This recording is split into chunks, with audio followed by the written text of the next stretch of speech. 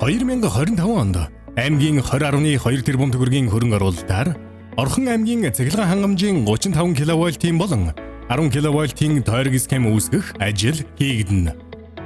Гэр хорооллын баруун хэсгийн цахилгаан хангамжийг 7 дугаар хорооллын урд байрлах 35 6 кВт-ийн хороолол дэд станцаас 6 кВт-ийн 5 шугамаар түгээж байна. Уг дэд станц 76% ачаалттай ба цахилгаан эрчим хүчийг захын хэрэглэгчдээр хүргэхийн тулд ачаалал их хит урт шугамаар түгээдэг. Энэ нь 6 кВт-ийн болон 0.4 кВт-ийн хүчтэй унаж хэрэглэгчдийн цахилгаан эрчим хүчний хэрэглээг хангах боломжгүй нөхцөл байдалд хүрээд байна.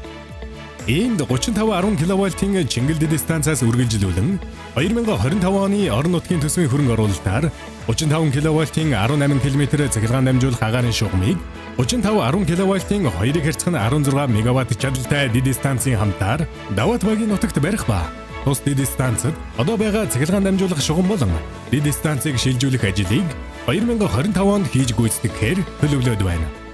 Энэхүү бүтээн байгуулалтын ажил хийгдснээр Орхон аймгийн цахилгаан хангамжийн найдвартай байдлыг дээшлүүлэх 35 кВт-ийн тойрог сүлжээний эхний хэсэг бэлэн болох бөгөөд Даваат, Шанд, Их залуу, Яргуйт, Баян-Овод, Чингэл, Эрдэнэ, Аршаант багуудын цахилгаан эрчим хүч хэрэглэгчдийн өсөн нэмэгдэж байгаа хэрэглээг хангах боломж бүрдэх юм.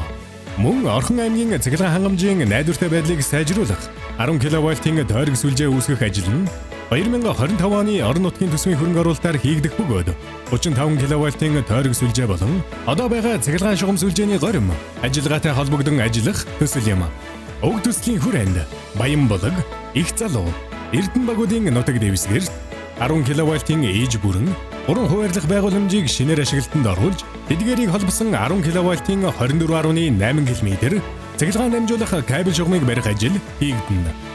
10 кВт-ийн тойрог сүлжээг үүсгэснээр хэрэглэгчдийн хүчтлийн уналтыг бууруулж стандарт хүчтэлтэй болох ба аваар саатал гарах, урсгал засвар гүйцэтгэх тохиолдолд хэрэглэгчдийг удаан хугацаагаар таслах шаардлагагүй болж эрчим хүчний тасралтгүй найдвартай байдлыг хангах юм.